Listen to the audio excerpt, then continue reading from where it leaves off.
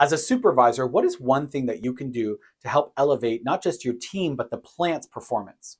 Hey folks, I'm Kirk and I'm here with practical leadership tips for you and your team. All right, so you're in a leadership role in the plant and you want to think about how can I improve the performance of my team and impact the performance of the plant? Well, I got a simple thing for you. Lead by example and lead with intention. So what does that mean? Well, sometimes when we hear the term lead by example, we hear about walking the talk. And we think that it means that, I got to be able to get down and do any job that any of my team does. I got to be willing to jump in at any given moment.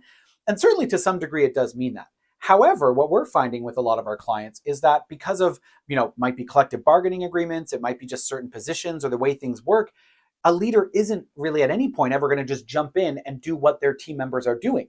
And so, how do you lead by example when you won't ever really just jump in and do what they're doing? Well, let's talk about it. That's where leading by example is, I think, about intention and communication and collaboration. Leading by example means being willing to listen. It means being willing to walk alongside the people and support them as they get the work done. So, when there's a problem, when there's a backlog, it doesn't necessarily mean that you're joining the line, although if that's something that you can do, then definitely you want to jump in and do that if you can. But if you can't, it means being alongside them to say, how can I help? How can I remove barriers? How can I help get the work done if I'm not necessarily able to jump in and do what you folks are doing? So, really, what we're saying is leading by example can be a little bit broader than simply saying, I'm willing to do the work that you do as well.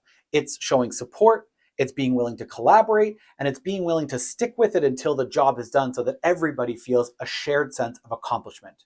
And that's what we think of when we talk about leading by example. And don't forget to like and follow for more practical leadership tips.